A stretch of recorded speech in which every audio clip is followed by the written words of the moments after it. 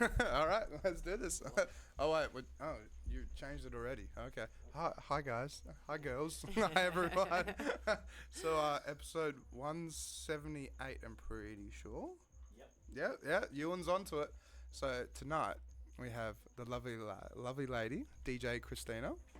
Well, Hi. DJ Xtina, Christina, It just depends DJ how Xtina. you want to say it. I'm Yeah. super versatile. Sometimes it's just Xtina. Sometimes it's triple Xtina. Very Sometimes it's nice. Mistress Xtina. Mistress Sometimes Xtina. it's Christina. Depends on the flavour of the gig, I suppose. Very nice. And so you also run Red Ginger Music as I well? do, That I've just recently started playing for. Yes, which we're very happy about. Yeah. And what else do you do as well? So I have a company called Red Ginger Wellness, Yep. which Red Ginger Music is a subsidiary of, and I'm a wellness professional with a specialty in sexuality, relationships, in intimacy, counselling and education. Very nice. So the bulk of that work is now in schools and community organisations, teaching young people all manner of things to do with sexuality. Lately, digital consent, sexting and the law, gender and sexuality diversity, respectful relationships, pornography, sexualization in the media, all that stuff is just going through the roof because since COVID and everyone's online. So, and that takes up a lot of my time as well. I do art programs and body image stuff, cyber safety, all kinds of stuff. I'm an ex-phys and PT as well. So I've got heaps of quals, 3 degrees. And I love that business. It's great. So you just don't stop moving. You just keep go, No, right? It is literally, since COVID, well, obviously lockdown, I had no DJ work, as you can imagine. None of us did. We couldn't get into anywhere. And then I wasn't allowed to teach either as an external contractor. So I went from sort of nothing to then the busiest I've ever been. Yeah, that's good though. In my a life. way, Yeah, it is. There's obviously, I'm now at the point where I have to manage the balance and the self-care. That's it, yeah. Because there's always going to be endless supply of work now that Perth is fully open. And we almost have a backlash of events now. There's more events and festivals over this summer in particular than I think there's been for a long time. That's exactly it, yeah. And then, obviously I'm still teaching because the online space is just getting more and more complex and diverse, especially now with the metaverse. Yeah, So that's it's exactly it. insane. Yeah, the bloody metaverse. So this is fun. your website here, right? Mm-hmm. So how long have you been doing it for? When did you get into all this? So I was working for a not-for-profit and studying my degree in sexology, my last degree. What year was this? How long ago? I think I started there in 2010 and I worked there for 4.5 years and ran the art programs, the body image programs, CPR, as well as sex ed. The government changed hands and the funding for youth sexual health in particular got defunded. Wow, okay. As the government cutbacks happened, a lot of the youth programs who are non-voting population, as you can imagine, got cut back. So I got made redundant. That's terrible. Sorry to hear. Oh, look, in the end, my organisation internally funded, because the fiscal year and the school year are different. So they then honoured my position to the end of the school year and another 6 months to see if we could fund it internally, which was impossible. But in the end, as part of my redundancy, I bought the program equipment and the rights to the programs essentially, and then I started my own business in 2015. So we've just had my 8-year anniversary for Red Ginger Wellness. Very nice, very, very nice. And in that time, I finished my sexology degree, and the online space is just so juicy in terms of attitudes and behavioural impact on everyone, and most especially primary school and high school, early high school. I can imagine all the kids that get a hold of their phones and then just think it's free game, but then it's not free game. Look, There's laws and regulations. they can literally just access anything at the swipe It's of terrible. a hand. And, if you're a parent or a caregiver and you're having to manage behaviour and words and objectification comments, and kids are only 9, 10, 11, it's insane. Yeah. Not only that, our generation didn't have this, so we don't know. And I'm almost 47.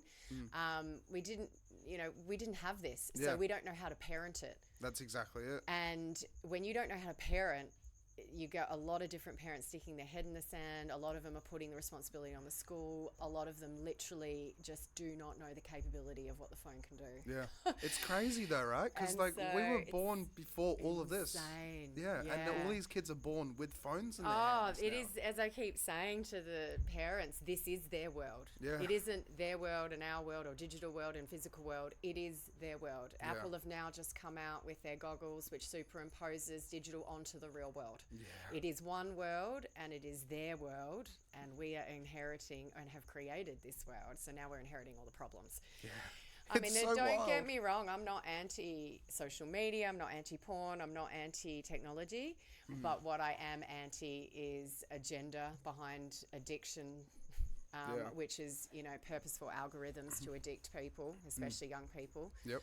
And I am, wanting, the platforms to take responsibility for what is happening with our But young will people. they take responsibility? Oh, No, because They're they're not- making too much money. They Well, don't that's care. it. That's right. And that's So- where it's not right. It's not right at all. No, I mean, you're getting things like the Social Network, which has just been released in the last few years, where you got a lot of the top execs of Facebook and all the platforms who won't let their kids on the platform. I mean, Yeah. that just, what has that said? It just speaks volumes. So Yeah. we are in a consumerist era.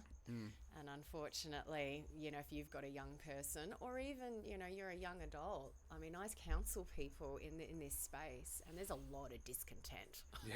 I can Why doesn't it imagine. feel this way? And why isn't it easy? And why isn't it love at first sight? And oh God, it's trying to unpack what they've learned. You It's have to terrible, though. unlearn everything that they've learned online. That's it. And it's not like traditional have a like good 60s, relationship. 70s, 80s where it is just like, I guess like traditional ideas of love and like marriage and the whole lot. It's all so diverse. No, It's just like now you can actually just Yep. dating games with like, mobile apps and stuff like that, Tinder. It's just, Yeah. it's almost like when someone dates someone and they realize that, oh, well, I can just get someone else on Tinder. Like, Well, that's it. But I mean, it's not even dating. It's more hookups, Yeah. in a hookup culture. But, and there's a place for that for sure, and experimentation. And I'm not anti any of it. But if you're looking and seeking for something more, yeah. and you've got either hotter than hot porn or love at first sight as your two templates of what a relationship should be, I mean, you are going to be sorely disappointed when you get to the shades of grey that a real relationship is. That's it. And sex. Yeah.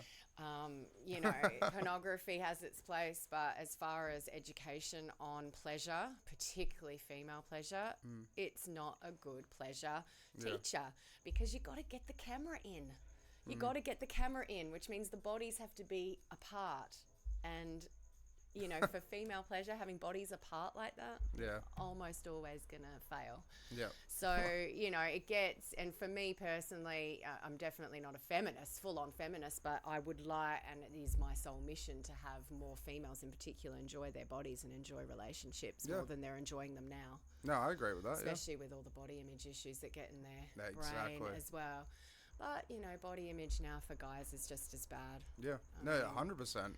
It actually is getting to that stage where it's like you have to like is. have to do your hair up perfectly. You have to dress it completely And just appropriately. look a Like, certain way. Yeah. I mean, we're looking at some of the statistics for males in this country, and it's 37% of eating disorders are male now. really, 37%. Yeah, that's the That's latest stats. wild. Butterfly Foundation. Yeah, it's insane.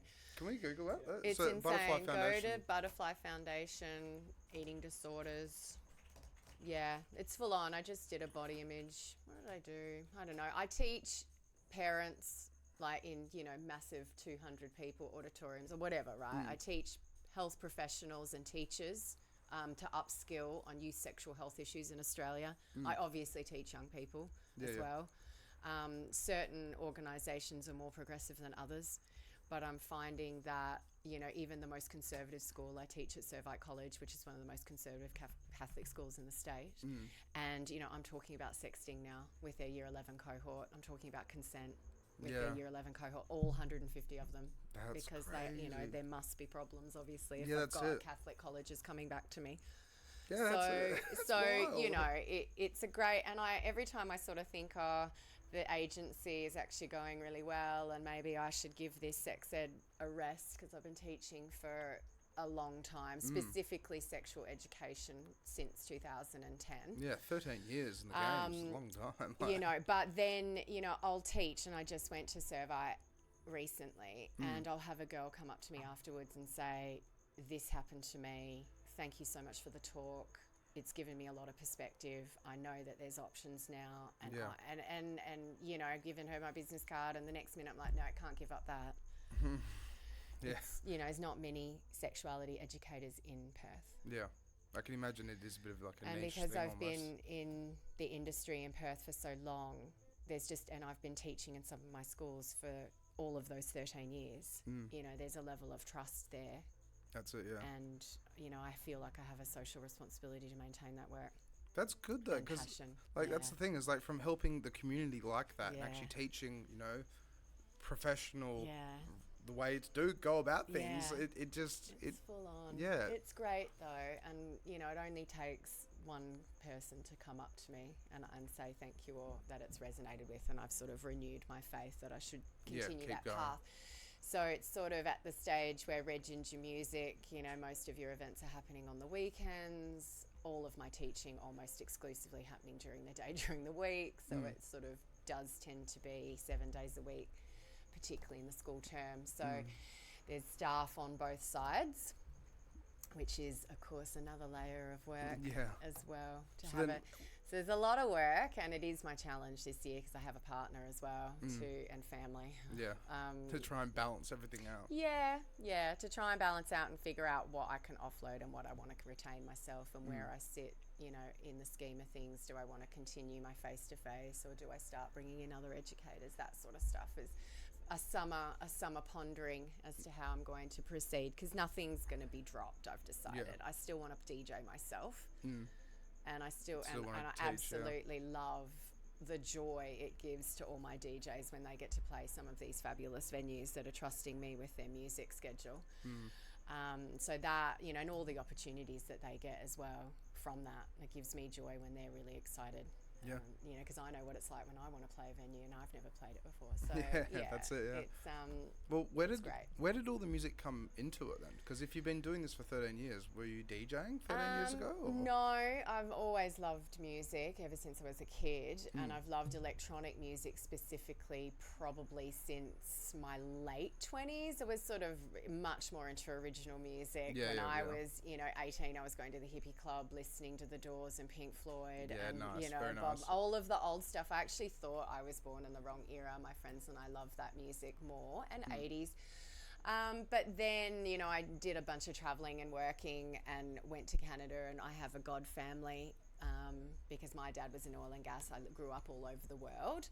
And eventually my God family settled in Canada. So my two God brothers and God sister all loved electronic music, and I started going out with them. And that's when I heard Sweet Dreams, the remix, and I thought the remix was just as good as the original, and it's the first time I thought that. What remix was it? It was the remix of Sweet Dreams by Eurythmics. The very original one. God, it might have been, I don't even know, Steve Angelo maybe? Steve Angelo, I mean, we're talking, it's years ago. Years and years. I mean, I have so many versions of it now, but it was quite a long time ago now. I was in my late 20s, so it's 20 years ago now if I'm 47 in January. So it would be exactly 2005. 20, so it was a long time ago. And I thought, this is great. And so then I started to get into electronic music more and more, and obviously still love original music of most genres, almost all genres. And then when I was 40, I think I'd finished my sexology degree, and I love to learn. I love to learn. So I was looking for something else, my next thing. So I was either going to do nutritional medicine at Endeavour, or like a full-on diploma of counselling, even though I didn't really need it, just to have that qual as well. But then on my Naughty 40 travel extravaganza, where I danced my way around the world for my 40th birthday. Very nice. Well, where but did more you go? Towards the end of the year, because I wanted to go to closing parties in Ibiza for the first time. So it was Vegas, London, Ibiza and Hong Kong, meeting different people all around, friends and family, because I'm half American, half Sicilian. So I have friends and family all over the world. And so when I went to Ibiza, I got invited to see Pete Tong at the closing party of Blue Marlin, and then on the same night, Solomon at Pacha. And from VIP, Blue Marlin? VIP at Pacha.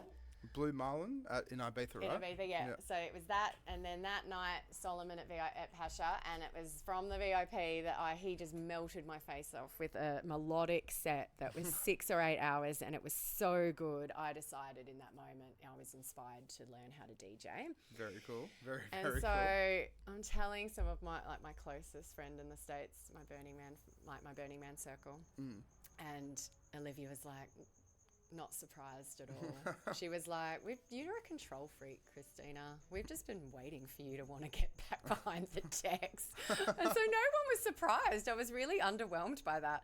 Anyway, I sort of serendipitously ran into a girl in the line for the toilet at Geisha and made friends, and she had just started learning and had offered to sort of show me the ropes on her controller. Okay. And then she put me onto Gethin Sullivan. And so Gethin gave me a few lessons in record box. What controller were you using? Well, it was hers. So I was just, I don't even know what hers was, but it was just me looking and seeing what it actually was, right? To see if I would be interested to do it. And then she put me onto Gethin, and Gethin is pioneer aficionado. So then I did a few lessons with him. And then I lived in Scarborough, and there was a hardware cafe, and I was chatting with the barista as I was there every day for my coffee, who happened to be Tina Says. Really? Yeah. And Christina, nice. Her name is Christina as well. Yeah. And she's Greek descent. And she said, because I wanted someone to help me learn on my decks, because I had happened to meet James Shipstone, who's Devant and Cognitive Records. I don't know if you know James. No. He's one of the best producers in the city, for sure. And he now masters for like Georgia and Julie, and he's incredible. His name is James Shipstone. His DJ name is Devante. And his label is Cognitive Records with a K. I think I've heard of Cognitive Records. Yeah, actually. He's incredible. Anyway, he wanted to go to Hannesbeger to master some of his tracks and then go back to Berlin, and he sold me my XDJ 1000s for half price. Very nice. So all these things suddenly sort of started to happen. It was like... Yeah, the ball just started rolling. And I just suddenly, all of a sudden I had teachers and I had decks, and Gethin helped me find that I still have my DJ M600 mixer and my rockets. And then I was thinking to myself in my lounge room, looking at them, and I had bought $5,000 worth of equipment to make myself accountable, but I stared at it for a long time before I had the guts to get up and do it. And then eventually I did, and then eventually I invited some friends around for pre-drinks.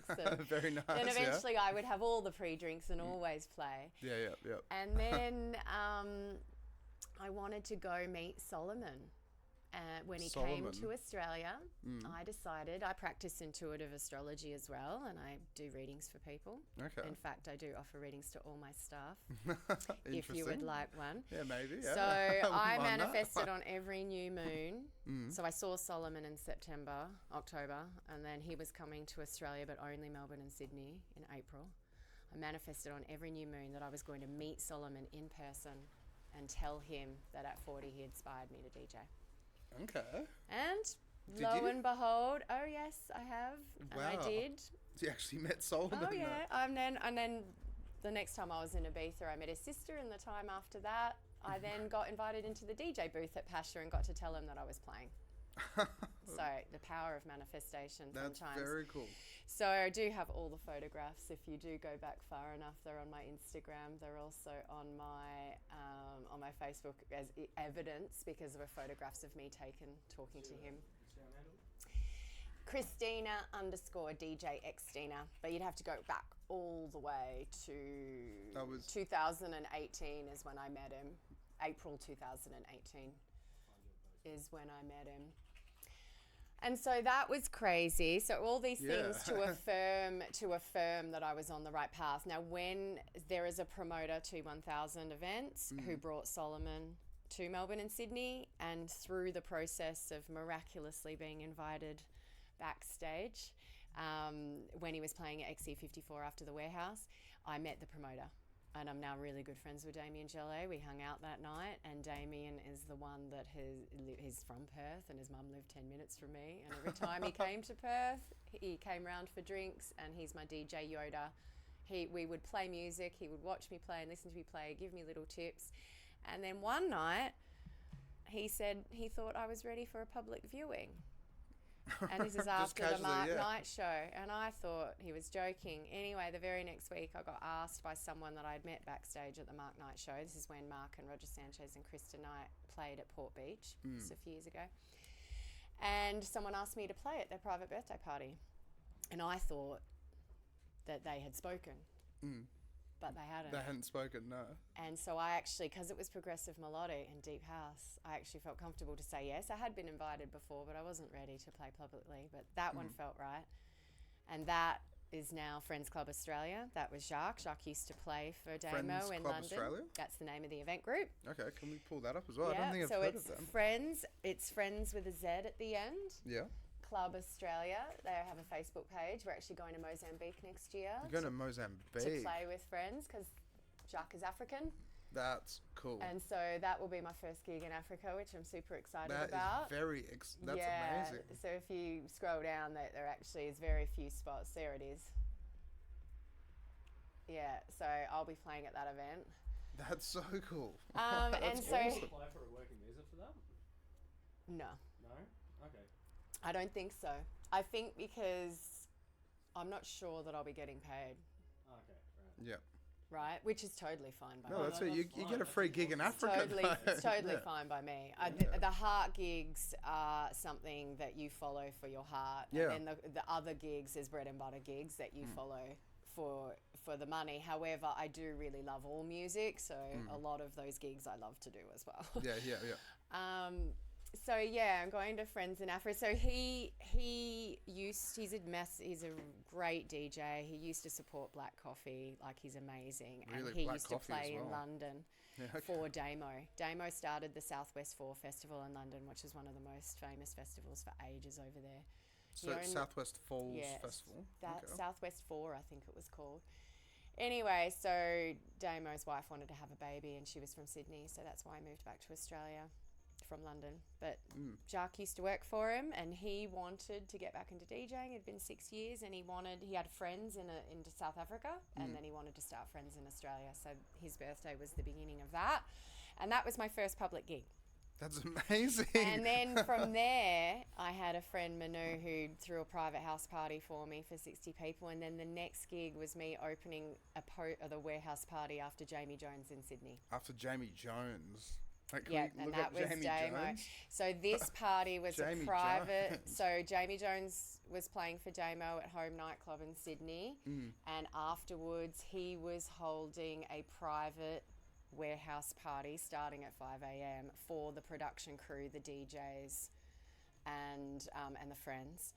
And so I opened that party. Starting at 5 a.m. and what time did that go to? I mean, it was insane. Yeah, like 10 a.m. It was insane. But for me to play my first public gig in Sydney, that's crazy. And then Paul did ask me to play for God Said No that year as well. And I was like, I just don't think I'm ready for my first festival. I've literally just come out of my lounge room.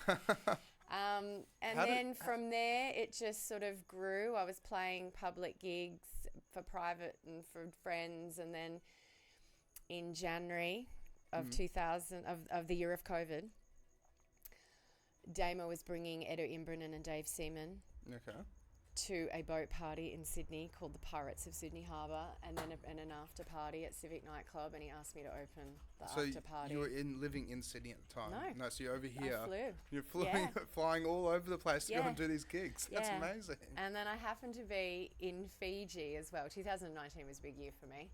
I happened to be in Fiji doing, because with my sexuality education program, I have a bunch of virtual babies as part of my program equipment. And those virtual babies, often I get contacted by media organisations to do challenges on Love Island, The Bachelorette, that sort of TV series. So when you say virtual babies, what do you mean by that then? Virtual babies are very sophisticated, computerised babies that I allocate to children, or in this case, to the TV contestants, to see how well they're going to care for the baby. And it literally is like covered in motion sensors, and it records everything the person does and doesn't do. Can we try and Google those? I think I've seen them before. Well, if you go to my website, you'll see them. That's what all the kids are holding on the front. But it's not just young. Baby. Yeah, it's not just schools. So Love Island USA and Love Island Australia wanted me to run challenges in Fiji for their 2 shows in 2019. So I went to Fiji a couple of times That's to work so with the cool. TV. And while I was there, one of the girls from the Sydney crew came over and she knew Danny B, who was having a 40th, who's a prominent DJ over there, Yeah. and Serge Devant, who's a prominent Deep House DJ, was coming to her 40th, and lo and behold, I am DJing on Cloud9 in Fiji, which is a floating bar restaurant in the middle of the Fijian waters. Cloud9 in So- Fiji. What the So that, I know, so it was crazy. The whole trajectory was so crazy. The fact I was in Fiji for one and then ended up playing on Cloud9 with Serge Devant and Danny B was just insane. It was insane. Again, all on my Instagram. There's obviously photos of everything. Just living out like every DJ's dream. And so, but this is the crazy thing is like just happened to me. So people are seeing me play in Perth for the first time, and then seeing me play in Sydney, and then they're seeing me play in Fiji, and then they're seeing me play in Sydney, supporting Dave and Edu. I just couldn't believe it. And then it was COVID, so that was January 2020, and then everything stopped for a bit, and then we opened in Perth, which was great. And started having a few parties. Friends had a party, and I started getting invited back to parties for other event groups. And then the Island in Elizabeth Quay is a restaurant at the top of the quay. Yep. Yeah, can we pull that up? Yeah, because that's in between. Like it's kind of like It's right at the top near the Cool Bridge. Yeah, yeah. And it's a brew house, so they're a microbrewery. And I know the owners, but through high school kind of connections. Yep. And the events manager there had hired an R&B DJ, and the owner, who was a friend of mine, didn't like it, and so he came home complaining to Barb's, his wife, and Barb's like, "Oh, I think Christina's a DJ now because I had Cindy round for a cup of tea, and Cindy's my best friend from high school, and they're friends." So then he said, "Oh, can you come and have a look?" And so the next minute, my first residency was the Island, so I was playing there a couple times a week for that summer. That's pretty damn cool. And then they're asking me to then agency for them. And I initially said yes and did it for free, and then I realised how much time it was. Yeah. And that was during the summer when I had no teaching. So then I started employing my friends to work for me at the Island. And then through just online promotion, as you know, Alex, I then picked up 2 more venues, the Amberton and Tilly's. The Amberton was up north. So Amberton Estate, or no? The Amberton is a bar that's it's like after Murindari but before Yanship. Okay. And then Tilly's Garden is in Piara Waters near Jandakot on the CY O'Connor Pub Complex. So I picked up 2 more venues. So I had 1 south, 1 north, and 1 central. And so then when that happened, I had to employ a lot more DJs. And musicians, because Damn, that place looks awesome. Because Amberton and Tilly's wanted one of the 2 nights, because I was doing 2 nights a week at each venue for both of them, and one of the nights a week they wanted a DJ muso duo. Yeah. Sax, violin, vocalist, Sax, bongo. violin. Well, these are the ones I could offer them. Yeah. And so then all of a sudden, I went from just agencying for the Island to agencying for 3 to then agencying DJs and musicians in that summer. Were you a bit overwhelmed? I was just working a lot, and then school started again. Yeah. And then I was like working even more. Yeah. And at the same time, Guildford Grammar had contracted me to teach every week all their year 10s for sex ed. So I was flat out. And so Red Ginger now is growing and growing. And now I've got like 25 people doing different things. Because obviously, and you know, Alex, as you've just joined the crew, I don't preclude. I'm not an exclusive agency. I want all my DJs to play as many gigs as possible. And if they get a heart gig, then I have a crew that we can hopefully get the shift covered, because I know what it's like when a heart gig pops up. Yeah. Right? But it's, you know, it's good money. They get paid what they want. As far as, you know, compared to other agencies, I think it's a good rate that It's not bad. It's pretty good, I have to say. Yeah. And that's because I know how much time it takes to prep music. So I'm sort of looking at it from the other way, if you know what I mean. And because it was my side hustle, my teaching is my it's your primary thing. Yeah. Now it is not that. Yeah. Now it is the reverse. Really? Now my Now you're finding agency it's is my primary income. Wow. Okay. Yeah, it's crazy. Yeah. So now Red Ginger offers corporate clients, private clients, weddings, parties, all the regular venues. And then I did just hold my first ticketed event in collaboration with Splooge at the Aberdeen in the middle of this year. Nice, which very, very was nice. great. Christmas in July. Very cool. I played with my favourite sax player. Is that sax Lady amazing. Laurie? Or? Lady Lorelei, no. I haven't yet to play with Laura. Yeah. Every time we have a gig, it gets cancelled. It's so funny. Another one really? just happened. No, Tom Grubel Okay. is the one that I've played with the most. He's incredible. He's one of the only full-time sax players in Perth who's a full-time musician. Because I really do want to get like more actual musicians on. Like He's that, incredible because like, he DJs as well. Like, Yeah, and okay. he can literally live jam to anything. That's and we have awesome. so much fun together. It doesn't matter what I play. He can Just- cover it. Yeah. And so, I mean, if you pull up the video from that time, one of my DJs took a video of us playing at Christmas in July. So if you go back to July, maybe 30th, on my Facebook or on my Instagram, there's a video there of us playing together. And he is just rock star. And then, my percussionist, Coco, was playing that night as well with a bunch of the DJs. So I love the live jam. That's when you're really creating music and you're really bouncing off It's each more other. live music in a way. Especially because in Red Ginger, we do not pre-practice. This is not a staged thing. All of my musicians are skilled enough to jam with any of my DJs. Really? And that So you don't pre-prepare or anything? No, That's so that means cool. when the venue gets an act, and I like to mix and match, they are getting a live performance. That's the way to do it, though. And it's so great because then you might have a set list, but then you'll change depending on the crowd, as most DJs should, but also depending on the vibe that the two of you are creating as well. And I love that. I absolutely love that live music creation. Yeah.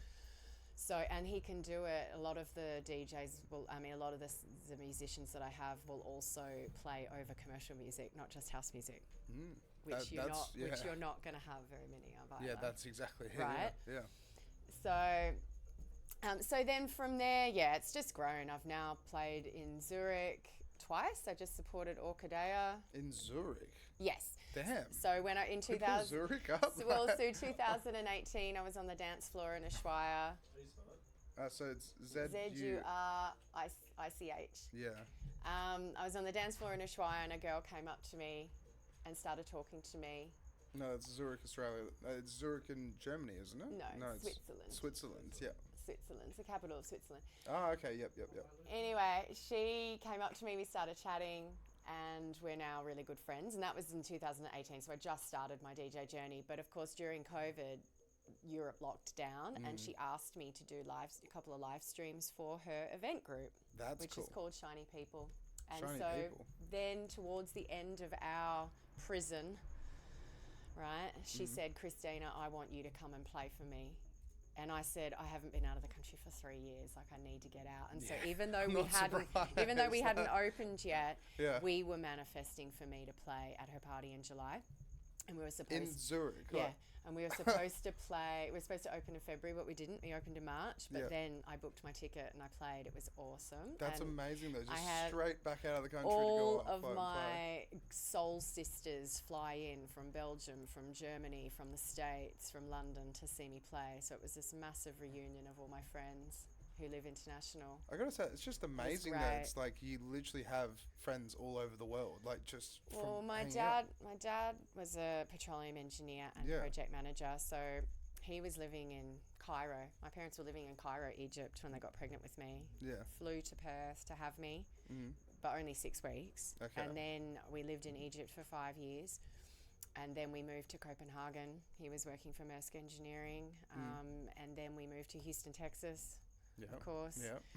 And he's half American as well. And then we moved to Balikpapan on the island of Borneo. In Borneo. He was working for HUFCO.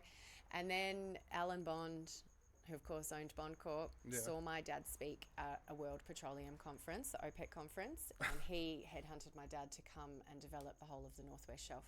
So Dad came back and took the job, and then we moved back to Australia when I was 8.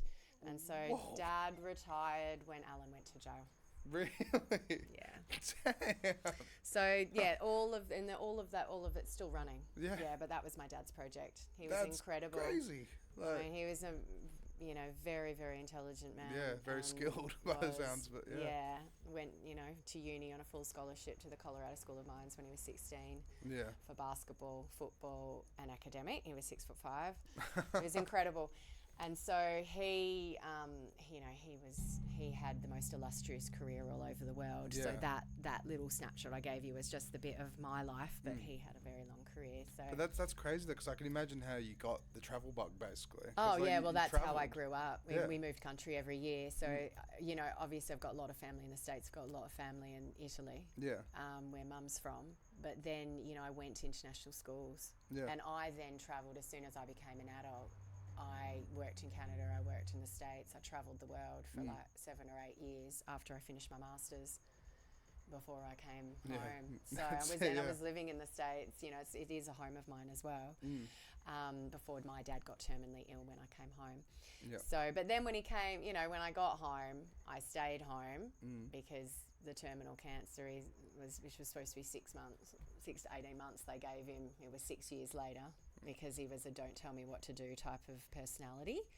So even when very nice. the doctors were like, you're going to die, he was like, no. F you, basically. Don't tell me what to do. And 6 years later, it took 6 years. But by that stage, I'd moved home. I started the sexology. And then I had bought a house and then, got a boyfriend. And then I got a job working at the not-for-profit. And so I was very much bound at that point. That's so, it, yes. Not stuck here, but that's where you're developing your life here, That's basically. right. So as soon as being stuck for 3 years in Perth was the longest I had been grounded in my whole life. I mean, I normally travel 4 to 5 times a year. That's wild though. So I was like get me out to of get here. out. And so when she said come to Zurich, I was like, okay, yeah, that definitely. sounds great. That's amazing. And so then I got to play over there, which was great. And then they invited me back this year, and then I actually had an international support because they brought Orkidea, which was great. So that was exciting. Can we pull up Orkidea? So Orkidea, so it's Orkidea. Orkidea. Yeah. He's a Finnish producer and DJ. He is incredible as a person, but also his music is insanely good. I like his style. His track Unity, which was the gateway to his success when he was in his early 20s, and we just talked about this actually because I saw him post about it. In Sasha, as in Sasha and Digweed Sasha, played it as the opening track on one of his shows, and that's how he became in the public eye, is because the track went viral. After Sasha played it. There it is, Unity. So that's 1999. That's basically what kickstarted his whole career. That's crazy. Yeah, so I just played with him. I came on after him. I've never come on after a headliner. That's hard. Yeah, it would be. That's hard work. He Yeah. did a 2.5-hour set that was just incredible. And did he have just a 1 hour set? No, or? I had 90 minutes. 90 minutes. But of course, of 2.5 hours, Yeah. people are busting for the toilet. They Yep. want to get a drink. They want to go get some fresh air. Yeah. So it wouldn't have mattered what opening track I played. I just saw an exodus. So you really, as a DJ, have to take a deep breath in and Yeah. be like, okay, I understand because Yeah. I actually had to do that 10 minutes ago before I came on. Yeah, that's it. Yeah. Right? So I'm like, okay. And then within 25 minutes, half an hour, everyone came back in, and coming on at 1 o'clock in the morning when some people want to leave, trying to maintain the group, bring them back is hard work. Yeah, and I had to yeah. really change it up. So I was proud of myself for playing on the fly. You can do as much prep as you want, but you don't know how they're going to end it. That's it, yeah. And so I had to abandon pretty much all my prep because it that's the took an thing about it. unexpected turn. Because music is so dynamic. Playing sets out and about is so dynamic. Yeah, and even you don't know what's going to happen. Orkidea hung around and watched my set for an Really? hour, and he came on, and I came on, and I'm like, "You're playing at 133 beats per minute." I was like, "Oh my god!" I was not expecting a melodic progressive DJ to be on a techno BPM. He goes, "Yeah, I wasn't expecting that either, but they're liking it a bit harder," and they were. And I was like, "Okay, well, I guess we're going straight into harder progressive and up into techno, bam, straight away." So That's so good though.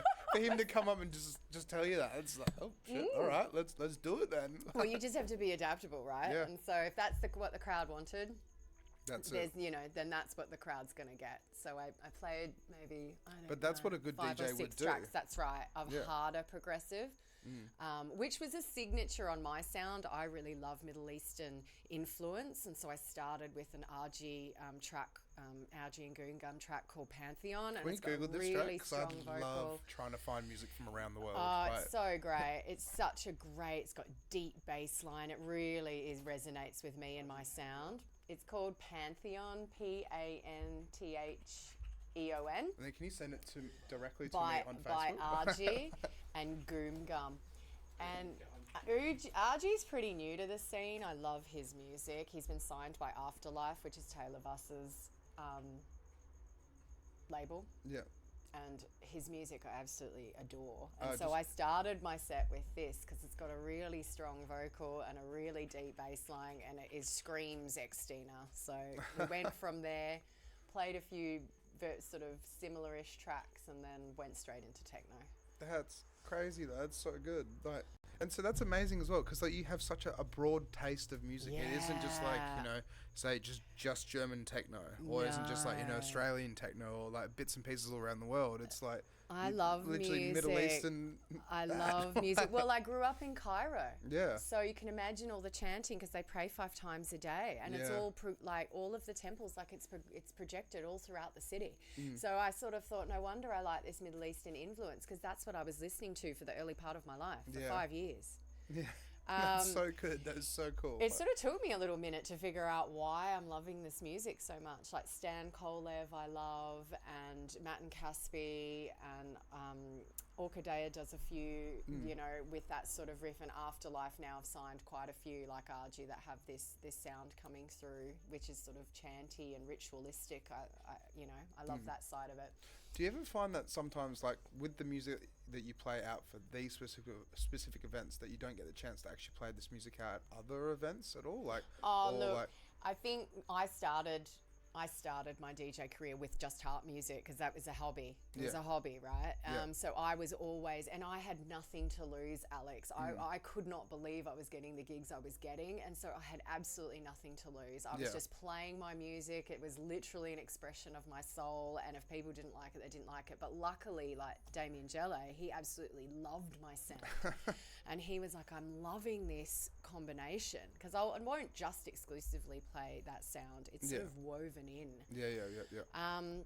And so then I got a lot more confidence just to play what I like. And then in the venues are different. The venues, I really love all genres, but I love finding really good remixes of really classic tracks like Fleetwood Mac, like David Bowie, like Michael Jackson. And if you can play a version of Dreams that people who love Fleetwood Mac love just as much or even more, like I did when I heard Sweet Dreams for the first time, the remix, then you've got them. And so places like the Island, I play all genres, all eras, and really great, chill, deep, progressive, classic vocal house remixes of them.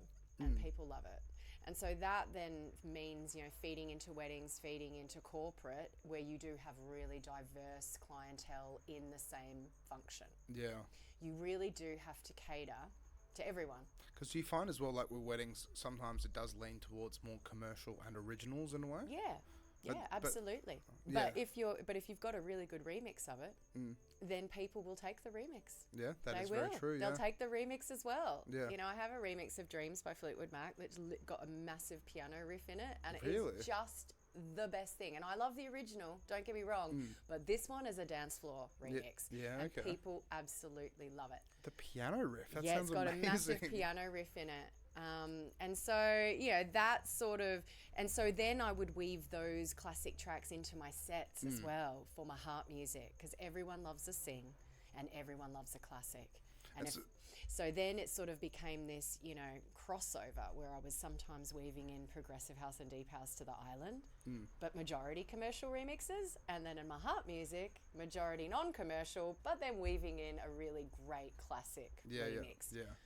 Because that's the way to do it though as well. It's like you play what the people want, but then you throw like 1 or 2 tracks, maybe every 15, 20 tracks in, just to see if you can spice it up a bit. Introduce them to the magic of electronic music, or the magic of, something that they already know spiced up. Yeah, that's exactly it. Right? And there are so many producers that have taken a great track that we all know and love and put their spin on it. So many. Once you dive in, there's heaps. But having said that, I will play originals as well. I mean, I've done 80s nights. I love a good 80s night. I did an 80s night at the boat last year. That was so fun. And you forget how much you love going into the originals too.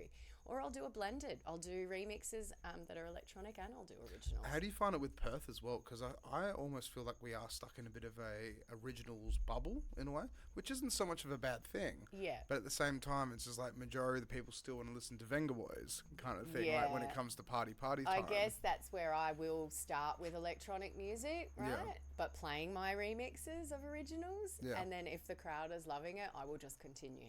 Because I feel like it's going to develop over time. I think it will. And then we will get more, because Yes. techno and house is coming in to Perth in massive waves at the moment. Yeah. 100%. And I think that's why Red Ginger went so quickly off, is Yeah. because it was the best of both worlds. People love a good dance beat while they're at a bar or at a restaurant, but they also love knowing the music. Yeah, that's So it. that's where that sort of best of both worlds, which I have in my terms and conditions, which you should read, is that's where I think the success came from. Yeah, yeah.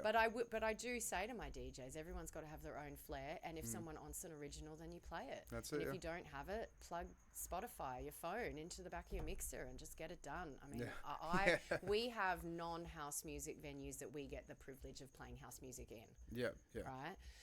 And then potentially introducing them to other music too, which is great. Well, see, that's where it really just comes down to, like, reading the crowd, playing appropriately, and seeing what you can play to get them That's dancing and right. boogieing. That's right. And I think, sometimes DJs lose sight of who they're playing for. You're not in your lounge room, buddy. Yeah. If you want to That's it, actually yeah. be a good DJ, you've got to factor in the crowd. Yeah.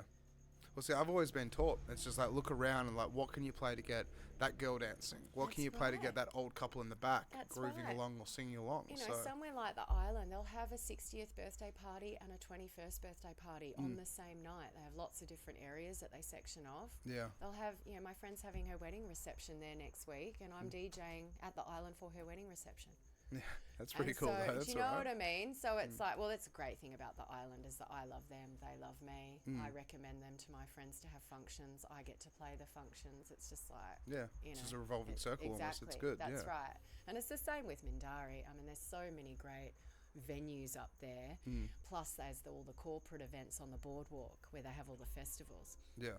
So next weekend, not this weekend, the weekend after, they've got the beer fest. So my DJ Samantha G's playing on the boardwalk, and then Kylie's playing at the boat.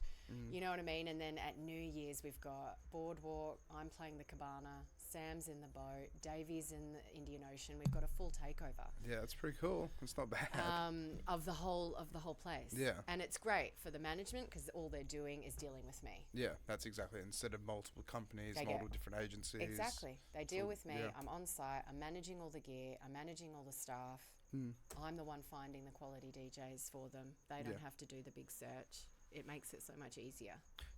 How often do you like search for new music as well? Like, Me personally? yeah, it's like I'm a couple of hours a week or No, like. I wish I had that time, Yeah, 'cause I was and about to that's say, 'cause you're part of the flat out. balance, Yeah. right? Is that I'm tending to sort of, I screenshot things as I hear and whatever, and then I go back through my screenshots, but really I'm tending to sort of rush my prep just before gigs, and because they're so diverse, 1 minute it's melodic, the next minute Felix da Housecat, that's going to be house. I mean, the Yeah. rumble and the dove that I'm doing for God Set Techno, that's going to be back to melodic and progressive. I'm sort of, Yeah. I actually was just lamenting this fact that I haven't had time to do proper searches as often as I want. But when I do go into the rabbit holes, they could last all day. Yeah, that's it. That's how it Or always all is. night. Like, And lately, I have to pay a bit of credit to my partner Tabe, who has his own business and he's an engineer and he loves music and he plays it all day, every day in the background, and he has become my selector. really? Yes, he'll send me a few tracks here and there. That's cool though. That's really good. You guys bounce off each other. And like then that, I yeah. said to him, we should play back to back. He's like, no, I don't want to play back to back. I just like to dance. But he definitely is honing his ear to be a good selector lately. So yes, definitely the partner. Have has you become taught a good him source. how to DJ at all? Or He anything doesn't like want to learn. He doesn't want to learn? No, Oh, he okay. wants to just dance and relax. Yeah. He can see me stressing about big gigs. As you could imagine, Yeah, Alice, you got a big gig. I supported Mark Knight, supported John Digweed. I mean, you're sweating bullets before the bigger gigs. That's it. And he just looks at that and he's like, nah, I don't think I need that stress in my life. That's the thing as well, because like when you compare like opening for a massive act compared to playing like a commercial gig, when you go and play a commercial gig, it's like I can just open my laptop and just freestyle and just go because I've done it so often. That's right. But then when it comes to playing for a big name, that's when you have to put that preparation well, into you it, do, like. because you've only got an hour or 90 minutes max, and you want to nail it, and you want to get as much goodness into that as possible. How many songs would you normally go through for a big act? I normally prep a bigger set list of about 150. Yeah. And then that's good, because then you can still stay dynamic, That's right. And then within that, also I call those my umbrella sets. Yeah. Right, my umbrella tracks. And then within that, I will then section off. I'll be like, right, this is the set I want to play. And I'll cue it, and I'll prep it, and I'll practice it. And then I'll have other half sets that it could go through depending on the crowd. So I've got different layers of prep. Sometimes I stick to the blue sky because I like to use my intuition to sort of judge it. Yeah. Almost always I can play my prep, but then sometimes you can't. Yeah, that's it. And you still have to be diverse. And so there's a balance between me wanting to introduce my sound and my music, and then me thinking, well, this is what the crowd is going to really love. Right, and paying homage to whoever the headliner is. Well, that's the way to be, though. That's the way to do it. Where you are in the lineup as well. That's exactly it as well. Right, you have to honour where you are in the lineup. Because if you're coming on as second DJ and you're bashing it out at 130 BPM, you won't get booked again. This is not what the headliner wants to come into. That's it. Right, they need to come in and have their shine because they're the headliner. So that's what they're getting booked for as well. That's right. So often if you're opening, I actually really love the open because you get to set the tone. Yeah. And you can go up and a little bit down again if you want, but then, you really are setting the tone. You're not having to follow anyone.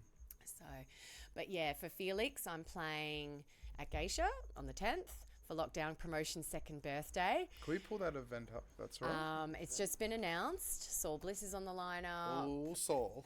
And Gurr is on the lineup, whose event group it is. Honestly, Saul Bliss is just amazing. He is all the time in the world for that guy. He is a veteran of the scene in Perth, that is for sure. So it's Felix da Housecat at Geisha? Felix da Housecat at Geisha. So it's Friday the 10th, and so there's Tanobi's opening, I think, and then I'm on after him, and then Felix comes on after me. So should be the lineup hasn't been announced. But see, yet. that's the thing. He travels the world. He's a veteran. I mean, we're talking Chicago. Yeah, there you go. That first Chicago-based veteran. Yeah. This is like the birthplace of really good proper house in the States. Is Chicago. So I am. It is fair to say, sweating kittens to be on right before him, but it'll be a proper house set. Right. I mean, I said to the promoter, I open for Mark. I'm sort of going to think something along those lines, but there's also, you want to put in your own little stamp on it as well. So I've got a bit of an idea of what I want to do. Felix also plays like electro sounds in his house music, so that sort of opens up a little bit, I think, too. That's it. That's good to broaden it. Do you know what he's going to play more so? Because that's where it's like you never know, right? You know what? Sometimes I want to know and sometimes I don't, because his set is his set and he can take it into whatever trajectory he wants because he's the headliner. It's like I need to still honour the genre. It's not like I'm going to come and play techno or something, but I still want to weave in me. You know what I mean? You still want to bring in you. Have you prepared some electro at all? Just in case that he does go in that direction? I have got a little bit of electro house in the set list, which might come in towards the end, just before he comes on. So we'll see. Yeah. How I feel on the night. Because see, that's where it is, like being so dynamic with the artist, because then if the artist does cover multiple genres, like say techno, trance, house, and then maybe even like, I don't know, minimal or anything like that. You have to kind of have to figure out like, maybe they'll do this. How you're going to maybe they'll do that. That's right. I think Tanobi's going to, Tanobi actually produces his own music as well. Yeah. So I feel like he's probably going to whip in some of his own tracks. Why wouldn't he? And then, I'm going to come on, and I don't know how Ben's going to end, but I thought he's doing 10 till 11. So 11, which is the real welcome, whereas I think most people are going to come in between 11 and 12. So when is Felix playing? Felix plays at midnight. At midnight, okay. Yeah. So midnight to 1 then, yeah. And then Brewer and Butler, I don't know, but they're from Sydney. Yeah, okay. So I would imagine that they're going to come on after him. So yeah, it'll be a good night. Yeah, I think it's going to be great. It's my first time playing at Geisha. And I used to be a geisha rat for many years, so it's sort of like... Well, it's been around forever.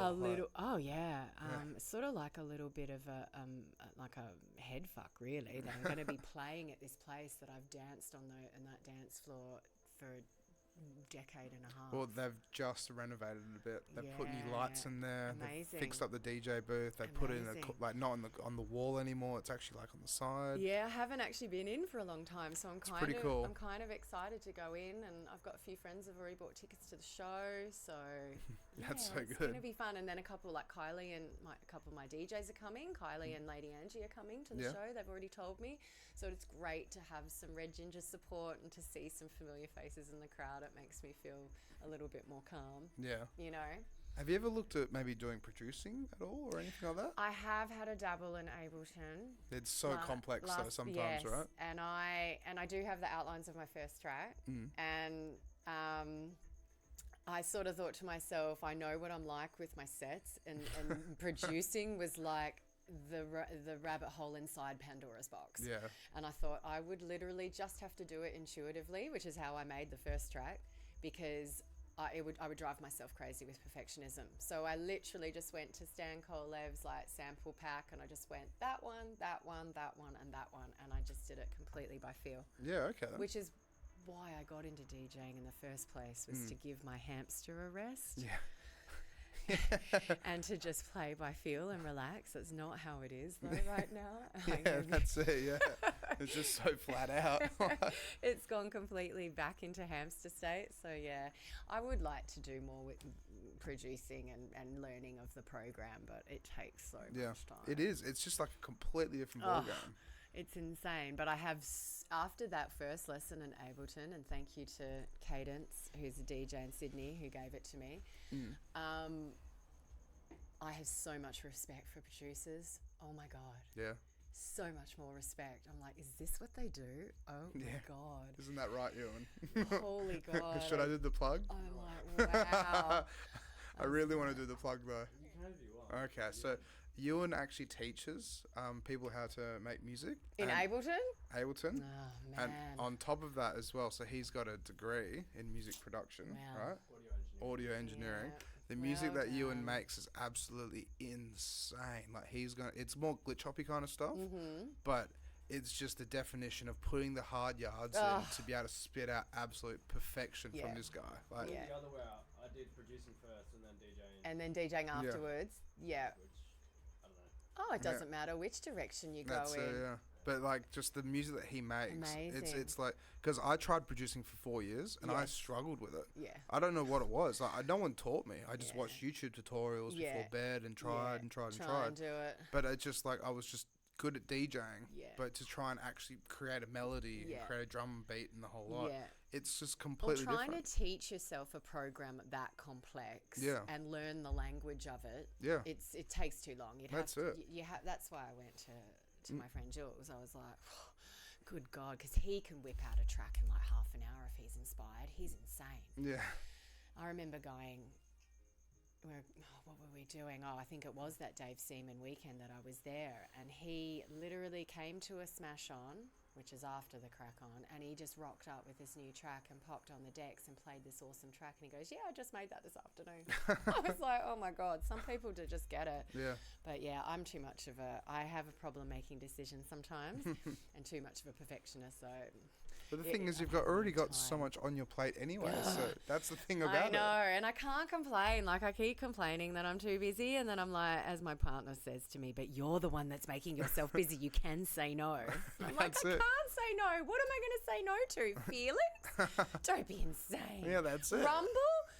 No way. My friend's wedding? Come on. Yeah. And so he's just like, well, there's all the weekends gone in the month of November. That's exactly it. And you're still teaching. I'm like, oh, I know. Yeah. But that's the fun of it, though. It is. I can imagine, like, if you have a day off, you're sitting there, it's like, I want to do something. Just keep moving. I'm definitely someone where boredom is kryptonite. That is for sure. My partner did make me take Sunday off, though. Yeah. Almost took the whole day off. And I must admit, I did feel less stressed on Monday. Surprise, surprise. He's like, well, and I'm like, okay, maybe one day a week. Yeah. I'll try to take. But that's the way to do it as well. Like, it's the balance of life, right? You have to. And then, I remember Jay was at one point, Jay Dream was saying no. She was saying no to gigs. Yeah. And you have to sort of get to that level of discerning, because when you get popular like that, and she's so freaking good, and she can play, so many different genres. Can we pull up Jay Dream, because she is just so amazing. The plethora of gigs that she must get offered in any given week. Yeah. As well as her residencies, like connections and stuff. And so eventually it was like, well, I've got to say no to some people. You've got to maintain that passion. And so that's it. You've got to balance everything out. I think now what I'm doing is sort of, going back to DJing as my heart music predominantly, and like some of the really high-end corporate stuff, and then, giving more new DJs opportunities within my business and my venues that are great. Yeah. So that's what's happened with you, and then I've got Ger coming on as well. Yeah. He starts at the end of November, just to give other people more opportunities, and that's where we're at the moment. That's the way it all should be in a way. It's like for all of us to come together as a community, as a family, to help each other out. That's 100%. But then, unfortunately, with business, sometimes businesses are like, that business is business. Competing. There's toxicity. It's a shame. And I just, I'll give you an example. Kylie just sent me Josh from Prescription Entertainment's details, right, last week. Okay. Midweek. And he's had a DJ pull out of a football awards ceremony, WA Amateur Football Awards ceremony. Damn, okay. At the Pan Pac in the city. Yeah. On like Tuesday. And so she couldn't do it, but she sent me his details and said, can you contact him? He's desperate. Yeah. Maybe someone in the crew can do it. And so I reached out to Josh and we had a chat, and I did find a DJ for him in the crew. And Sam did such a freaking good job too. She's amazing. You'll meet Sam G when I have my Red Ginger gathering. She is insane. In fact, you should bring her on. She's an old school vinyl DJ from UK. She's been DJing since she was 15. Yeah, wow, okay. She is the most versatile DJ I have on the flock, pretty much. She can do anything from trance to commercial. And, and Josh was like, well, let's get together, because it doesn't happen often, but let's have coffee, because then we can help each other out. Well, that's the way to do it, though, right? So we're meeting tomorrow. Yeah. And I'd never heard of his agency, and he'd never heard of mine. But you're working together, and you're making it work. Well, that's it, because I know as an agent just how freaking hard it can be. That's when there's a DJ that's fallen for whatever reason. Could be sickness, could be personal issue. And you, especially with the big gigs like that, and especially over summer, I know the panic that you have when that happens. So, yeah, I was pleased that it all worked out. And then I'm meeting him tomorrow for coffee. So. Yeah. But see, that's where it's so good, because it's like it is working out with it, like making everything happen. Well, it's about collaborative. That's exactly it, and it's the community as well. That's right, and we want to bring good music, Alex, to the masses, because music heals. Music makes the night. Yeah. Right? It makes the night. People have such a good time when the music is good, or they resonate with the music. And so, Red Ginger was all about bringing music that's fabulous for the client to their prescription, for the DJ, for me as the agent, but also for the customer and the client. It's like a win. It's like a quadruple win. Yeah. When you get it right. That's the way to do it, yeah. Can we pull up Red Ginger's Instagram, if that's right? So did we pull Red Ginger Music? Yeah. There's wellness as well. The music one, I have 3 pages. It's too much. 3 pages. My personal one, and then Red Ginger Music and Red Ginger Wellness as one. I've pretty much stopped Red Ginger Wellness. I don't have time, and I was getting to a point where I couldn't book more schools anyway. Well, that's so this exactly is the family.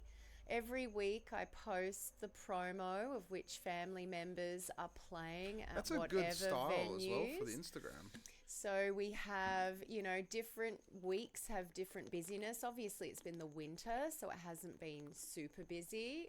But then other weeks you can see are absolutely insanely busy. That was my collab with Splooge.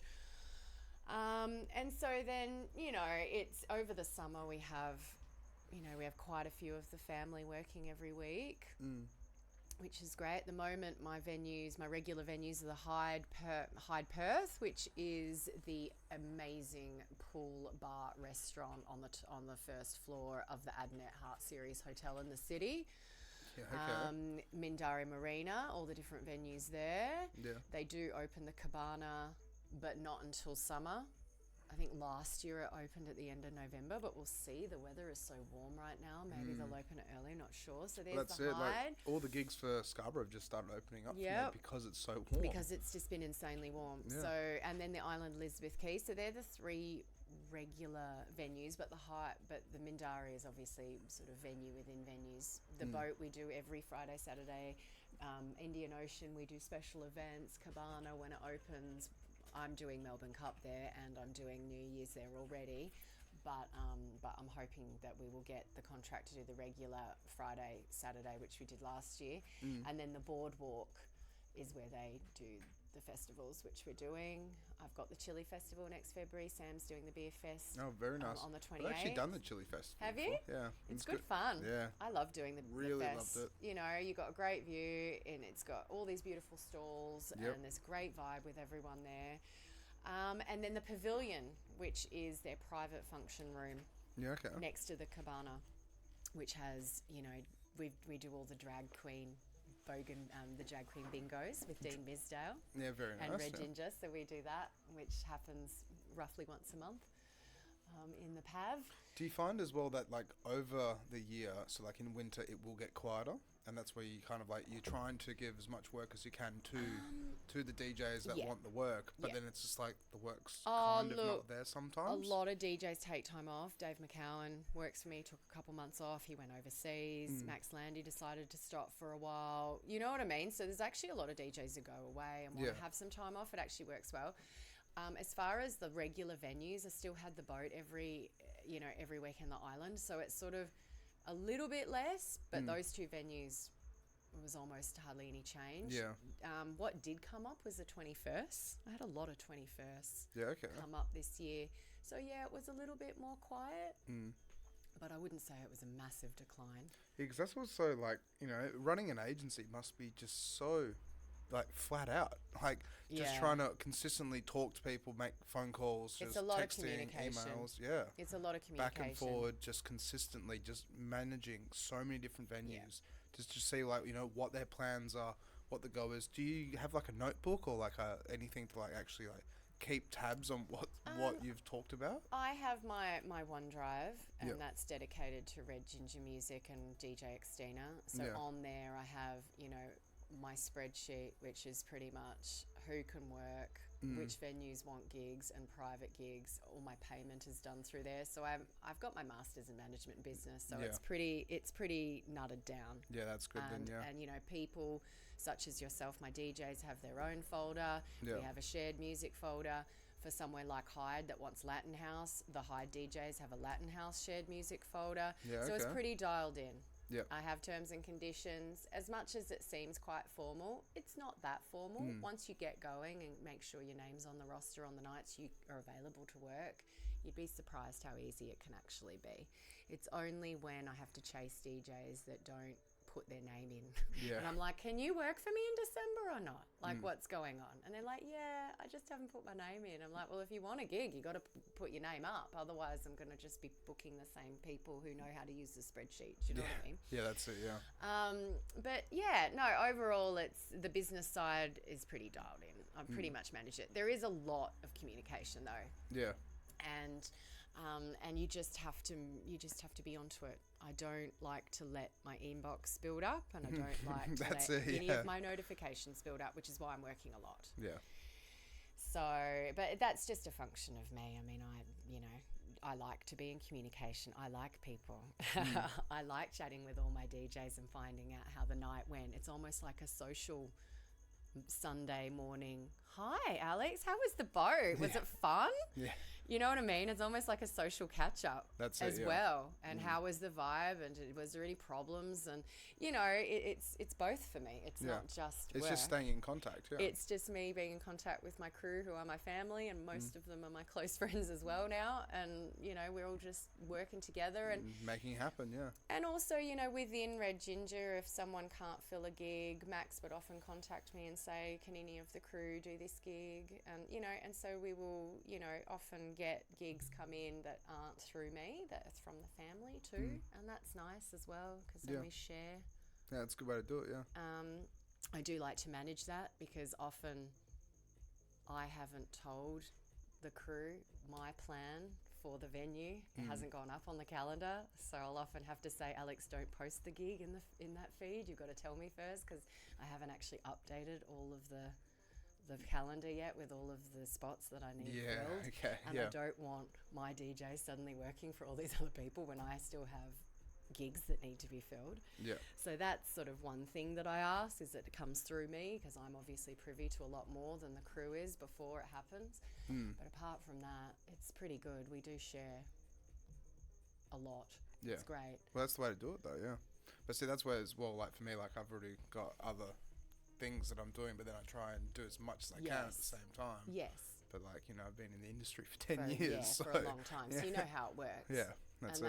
And you know, that sort of DJ such as yourself, who's worked in Perth a long time, who knows the drill and who's experienced and who has a good reputation. I mean, that's just the ideal person for you to join. Exactly, because yeah. I know that I can trust you. Yeah. I don't have to micromanage you. I don't have to look at set lists and prescribe anything to you. But see, that's it. It's like when I take on a gig, I take on that gig. Like Yeah. I don't, you know, if I've got a gig on that night, no matter how I'm feeling or whatever it is, I'm still going to go to that gig. That's right. I don't pull out. I don't do anything. It's That's like I'm right. booked. I'm booked. Like, And you'd be surprised how hard it is to manage that. yeah, it sometimes. can be. I can imagine. You know, it is an industry that's rampant with drugs and alcohol, and you know, and people can, you know, take the piss a little bit. But even if you're hungover, still go to you work. still go. Like, That's it's, right. It's work. Well, that's you what hope it is. so. Anyway, Yeah, so there that's has it, yeah. been, you know, a little bit of sort of natural culling, if you like, just because I need reliable people with. That's business as venues. well. That's where it's like being, you know, it's almost subcontracting, because that's what we are. We're That's contractors. Right. You are. You're contracting to me. And the venue, like someone like Mindari, they're so organised. They plan, I mean, the bigger events 6 months ahead. Yeah. I've been booked for the Chili Fest which is February, end of February next year, for at least 3 months. Yeah. And so That's the way they do it, yeah. Exactly, and they put everything online. So when I submit that roster, you know, 4 to 6 weeks ahead, you know, your name is on all their promotion. That's it. In-house and online, which is great for my DJs, but you know, it becomes problematic if they're pulling out last minute for That's no exactly good reason. Yeah. Because then, you know, all the online stuff has to be changed and what have you. So yeah, I try to find DJs such as yourself that are reliable. Yeah, thank you. Have integrity and do a good job, Yeah. and you know, are nice to my clients. Yeah. Don't walk in entitled, and you know, you'd be surprised some of the egos that come through. That's the thing about the industry. We've only got 10 minutes left, but it is one thing about the industry where it's like egos that come into play, and it's like, it shouldn't be. There's no room for ego here. We're a family, you know. If you want to join the crew, and this is why I send the TNCs, it's like, if this isn't appropriate for you, then don't join. Yeah. Then don't join. But some people just look at it as like, look, a gig, I want to get That's money. right, And then they that's walk right. in being like, I own this place. That's it's like, right. who are you again? Yeah. And, you know, I've got a really good relationship with my venues as well, and the managers of those venues, and the director of Mindari. And see, that's where it kind of sucks as well, because then if you're a manager of that venue, and then someone like not a manager, but like, you know, you're booking DJs at the venue, and someone goes in and does the wrong thing, then, you know, you almost feel let down, because you're promising a service, a good service to that business. That's right. And also there, you know, we are at the stage where I'm friends with these people, right? So, you know, which is great, because I'll bend over backwards if they want me to do a sound check with my gear. I will drive up at 11 o'clock on a But Wednesday it almost to do affects your reputation almost Exactly. as well. So, you know, Red Ginger you do become a representative of me for sure. Yeah. And so you do have to choose wisely, That's it, which yeah. I'm finding. I'm Yeah. finding that, you know, but that's fine. I'm definitely not for everyone. These venues are not for everyone, and my agency's not for everyone. And I just, you know, attract the right people into my tribe, and that's fine. Yeah. And there's always open communication. Yeah, and that's the way to do it, yeah. You know, if people don't want to work at a venue anymore, that's fine. I'm not going to take it personally. I'm like, I get it. You know, you're either sick of it or whatever. It's too far. Like, I get it. You know, Yeah. I'm like, okay, no worries. I'll fill your gig. It's all good. There's no hard feelings. You know, I run the business with you know, the mindset of I'm a DJ too, and how would I like to be treated by a boss? That's the way to how do much it. would I like to be paid for my work? And if I got a gig supporting Felix and it happened to clash, what would I want that agency to do for me? And that's how I approach it. But that's where it's silly, because there are agencies out there that they aren't DJs or they haven't been involved in No. industry, and then they think they know, Yeah, but they've but they never done the don't. hard yards to actually No. understand. And that's where it's like No. traditional business, Yeah. where it's like, you know, if you're going to open a restaurant, you should work in the kitchen Yeah, first, so you that's know right. how the kitchen works That's exactly before you right. present the food. That's exactly And right. it's the business. Yeah, that's how it works. That's right. Yeah. But so just before we start wrapping things up, so where can people find you, and where do you think that Red Ginger will be in the next 5 years? What have you got in the works and in the plans for it? I don't plan that far ahead because That's fair. I Yeah. get bored. Yeah. And during COVID, you know, if that didn't break any agency where, you know, 50% of your DJs were at Geisha, which was a hot spot on Christmas weekend, Yeah. and you had to reschedule all the gigs. I mean, if that didn't break any agency or any venue, I think, you know, nothing will kind of thing. I think if we all survived that period, which was a nightmare. I'm just ticking along right now. I think now that I'm settled and I have my processes and I have a really good family right now, like the DJs I have are freaking awesome. They're awesome people. They play awesome music, and I've got enough diversity where I think I can take on a couple more venues. I've never had to advertise, but I'm just putting it out there now that I probably have the capacity to do that. And then, so yeah, maybe we will grow that side of the business. Why not? Why not bring amazing DJs and amazing music to Perth? You know, I don't want to steal anyone's thunder that already has a foothold, but it's, you know, from a venue perspective, there are two DJ groups that run in Mindari, and we both do different bits at different times. And I understand from a business perspective that's super smart. Yeah, that's the way to do That it. they're though. not going to put all their eggs in one basket. Yeah. And so I would like to be a second, maybe other, you know, just to provide the venues with some diversity, because sometimes venues get bored of the same DJs as well as Yeah. the DJs get bored of the same venues. So it's nice to be able to mix it up. So I would See, like to grow it, I think. But see, a for bit. me, I would say it's like, say, Long Chims. I've been playing at Long Chims for about 6 years now. Long time. And so with that, I play there every 3 weeks, but they want me there almost every week Yeah, if they can. that's right. But they like to have the other DJs to diverse it up. That's right. But at the same time, when I go there, I always play different music. Yeah. I don't ever play like the same same set. stuff. Yeah. Yeah. And that's why they want me there more Yeah. often, more frequently, because 100%. I keep it dynamic because like you that. keep changing it. Yeah. Yep. And But then still keep getting people dancing in a Yeah. restaurant. Yeah. But at the same time, being a restaurant and getting people dancing, it's not Yes. always the same music to get them dancing. No, it's not, and it depends on the night too. Yeah. And it's not necessarily the restaurant's intent is to Yeah. get a dance floor, but it's actually quite nice for them. It's the same with the island. If they Yeah. get a dance floor, they're actually quite pleased because people are having a good time. Exactly. And they're spending money on drinks, which is where all the money is. Yeah, that's exactly it. Yeah, that's exactly it. And so I totally feel you. Well, that's great, Alex, Yeah. that you're doing so well, and I'm so pleased that Oh, you're yeah, part of my yeah. agency Yeah, now. well, that's it. Yeah. Well, to be honest, Selfishly. I was pretty surprised. Like, I don't usually post things on Facebook, but then, like, can we pull up my Facebook thing where it was like 25 likes or something like that, or 30 likes? And like, For what? for when I shared that, like, I'm part of Red Ginger now, and I was like, oh, I'm actually blown away by this. Like, Really? yeah, I don't do that stuff. You don't post? No, so all I do is just post, you know, podcast, Oh, yeah. podcast, Oh, yeah, right. yeah, they Oh, were. this one's yeah, Oh, the grind, there's yeah. that one, minutes. Yeah, I yeah. laughed at that because that's very similar to me sometimes. I was like, oh. but then keep going, right? It was a while ago now. Yeah, but then when it's just like when I End of posted, I was September. like, whoa, what's going on here? Like, okay. Oh, well, there's a lot of... I didn't realise that Red Ginger, because we're so small, it actually is sort of getting out there a little bit. But a lot of people are like, oh, you're Red Ginger. I'm like, oh, you've heard of me? I But guess that's what's so good though, it's right? the diversity of the crew too. There's a lot of different, like, I've got DJs from a whole bunch of different crews. It's not like we're all part of the same crew as well. Well, here's one just before we wrap it up as well. What's the most interesting gig you've ever done? And like for me, recently, I did a restaurant ramen place. Wow. I've never DJ'd A noodle place. Yeah.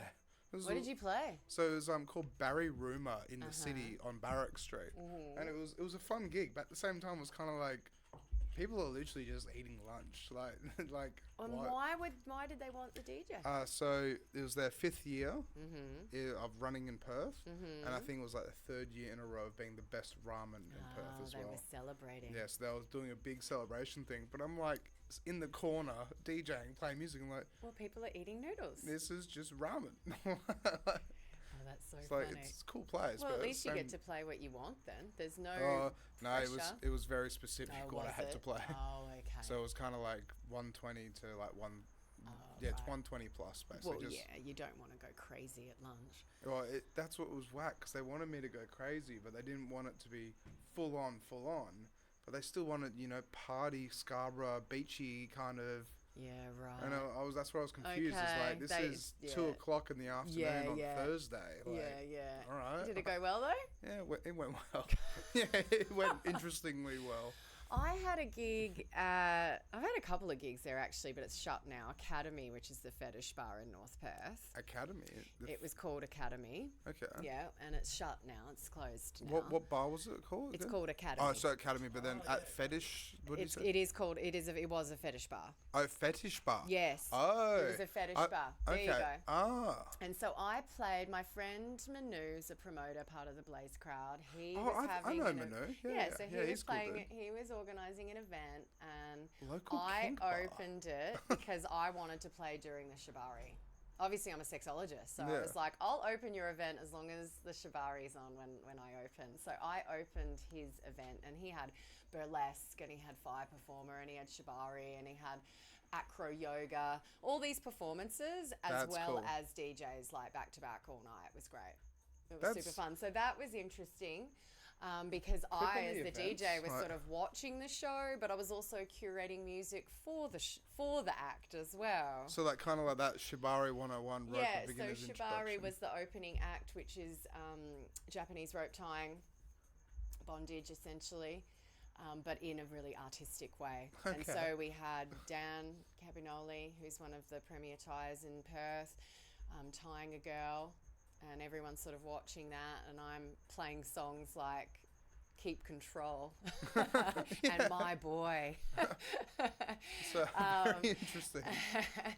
So, and We Are One as he's tying this thing around. So yeah, it was fun curating songs to play while the tying was going on. Because I thought they kind of want more atmospheric kind of stuff for that, right? Well, it was all melodic. Yeah. It was melodic and deep. Yeah. House. Yeah.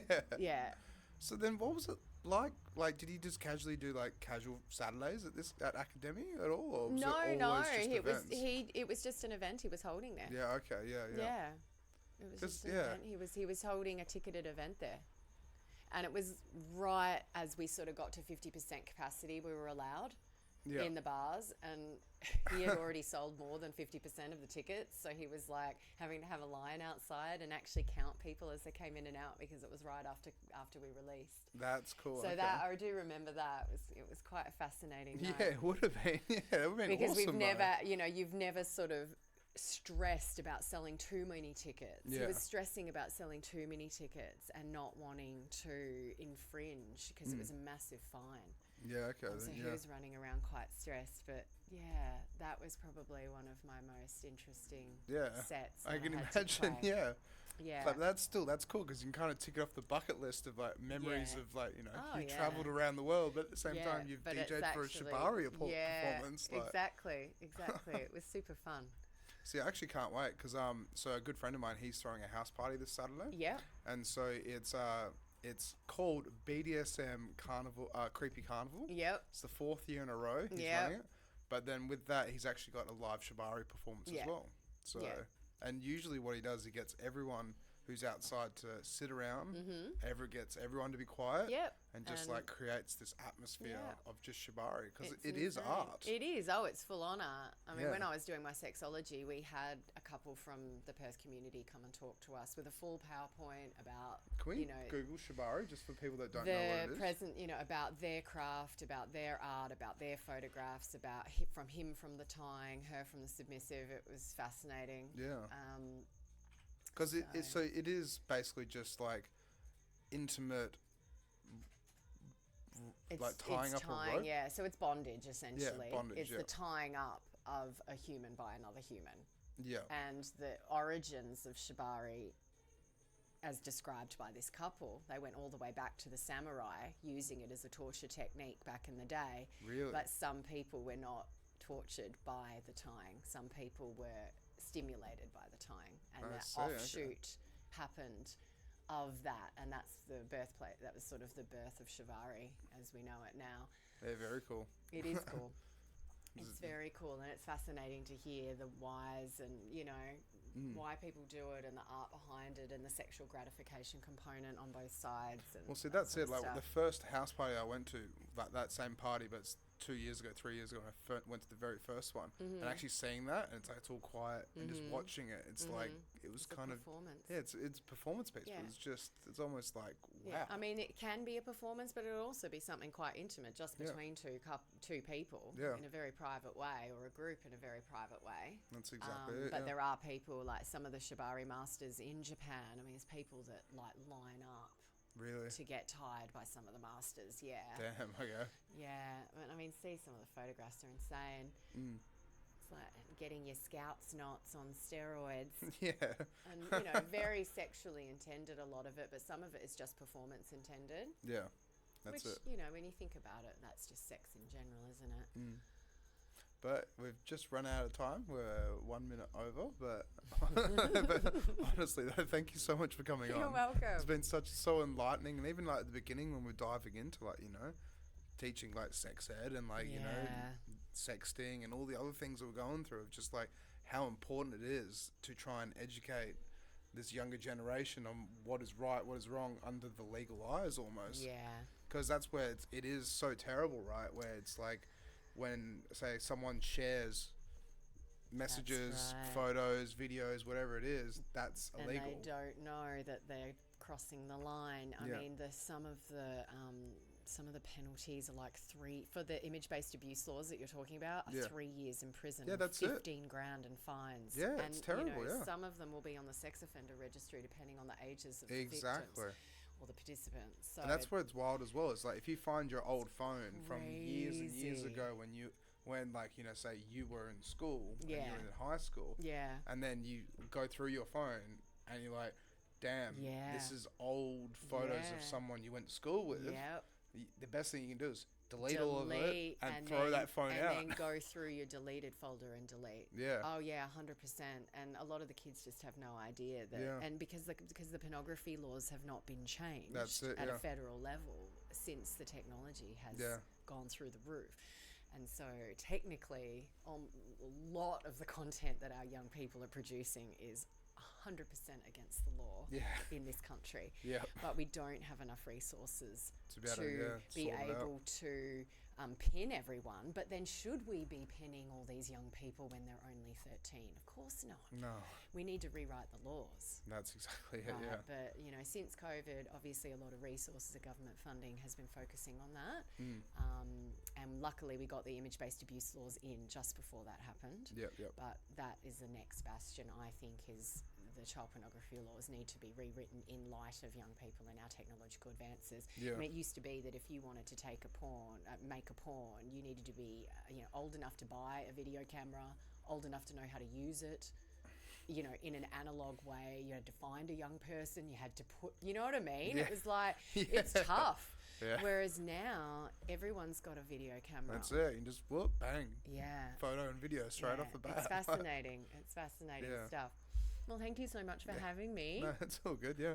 And then what we'll do is, like, in a year or 2 years or something, if you want to come back on. Have a touch base. That's see it, where we're at. That's exactly it. Sounds and good. I'm trying to organise more panels as well these days. Yeah. So I'm trying to get more, like, 2 or 3 guests on. Oh, yeah. So we can actually have a discussion about music in general. So, because obviously, like, everyone comes from different, like, backgrounds, different, like, new tastes in music and, like, what's going on and everything like that. And, like, in a way, their perspectives. So that way we can all just have just one big discussion about what it's like in Perth at the moment and what's been happening. Yeah, because sometimes you are siloed. I forget, that there's so many other scenes. Yeah. The only reason I know so much about the drum and bass scene right now is because Kylie works for me. Yeah. I was like, I had no idea how big the drum and bass scene was in Perth until Well, it's crazy she because started working for me, and I was like, man, there's a lot of people into drum and bass in this town. so it's wild, right? Because with the Guinness World Record that they're doing on this Sunday, right? Yes. So they did a graph, and he deleted the graph because there was so much controversy where people were like, "How is that possible? That's not right. This and that." But out of the 150 people that signed up, something like I think he said yesterday from memory, it was like 43%, 47% or something We're like drum that. and bass. We're all drum and Yep, bass. massive But scene here. Perth is the second biggest capital for drum and bass out of the whole entire world. London is number 1. Perth is number 2. That's crazy. And it's wild with that. And it's like drum and bass is starting to now, and take now off. it's starting to take off into Europe now, Yeah. and also take off into Eastern Europe. Yeah, right. But Perth and London have always been the biggest hotspots. Fascinating. And this is ever since I think it was like 91, 92 or something like that. Right. Yeah, for a very, very long time. Right. God, it's insane what we don't know about our own industry. Yeah.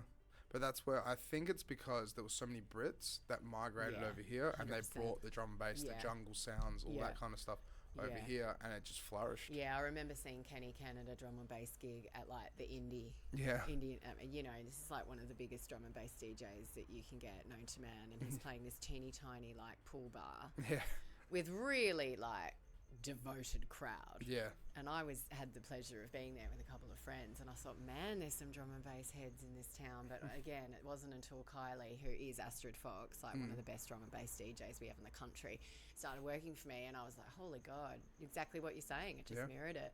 Oh, that's so funny. Oh, well, come and play next week, Alex. We need to get the numbers up for the rest of us. That's it, yeah. We'll see. We will see. But we will see you guys on... Well, thank you so much as well. You're welcome. And then we will see you guys on Thursday because we've got Jordan Catharis coming on. Yes. And so he's a local DJ as well. But I'm pretty sure... I don't know for certain. But I'm pretty sure he got to hang out and play alongside Fisher and Dom Dollar. Oh, wow. So, and that was when he went on, he went over there to go see those guys. Amazing. So, I'm going to get that story firsthand on Thursday. 100%. And then, go from there. That's 2 of our biggest Aussie exports. That's internationally. Yeah. I think, is Dom Dollar American though? I know Fisher's Australian. Is he? I thought he was Australian. Oh, can we look know. up Dom Dollar quickly? Maybe I'm just hopeful he was Australian. Because I know Fisher he's actually he's gotten ghost produced. Yeah, of course. We know it's Chris Lake. Yeah, that's exactly it. Yeah. But he was just a champion surfer. But he is a great... He is Australian. No way. Thank you for there the you verification. Yeah. There you go. Yeah, but he's a great performer. Yeah. So I can understand why Chris Lake would want to peddle his wares through someone like that. He's got one of the best personalities in music performing any genre. I mean, have you seen him behind the decks? He's insane. He just bounces around. Oh, he's insane. But I mean, it's not just about bouncing around, it's about getting the infectious energy into the crowd. And they love it. Absolutely love it. So that's like a whole nother kettle of fish we can go into. This is the thing, because performing isn't just about the tracks or the DJing. It's about the performance. It's about the performance. I said this we'll end on this, but I said this on a podcast a while ago where it's like, the way I treat DJing sometimes is like, if you go to like a King's Castle in the medieval ages, Yeah. you have the jester. Mm-hmm. And the jester might be 100%. playing music or might be doing this, but at the same time, he's there for entertainment, to keep people happy, to Yeah. keep people It's a package. entertained. Yeah. Yeah, I mean, And back that's in the day, the DJ was in a teeny tiny box that no one saw at the back of a club, literally in a box that no one saw. That wasn't the focus. Nowadays, it is about the performance. That's it's it. about the but it's about the crowd engagement to get them as excited about your music as you are. That's That's it. how I feel. And some people just do it naturally, and some people do work at it. But either way, the crowd loves to be involved. That's it. They want to have fun. Yeah, that's exactly it. And he's having fun, Fisher. Yeah, he is. Yeah, 100%. He looks like he's having fun. Yeah. All right, we will see you guys on Thursday. Cheers for watching. Yeah, you have to wait for it. Oh yeah. We got to wave at the camera. Catch ya. All right, there you go. Right, the mic's off.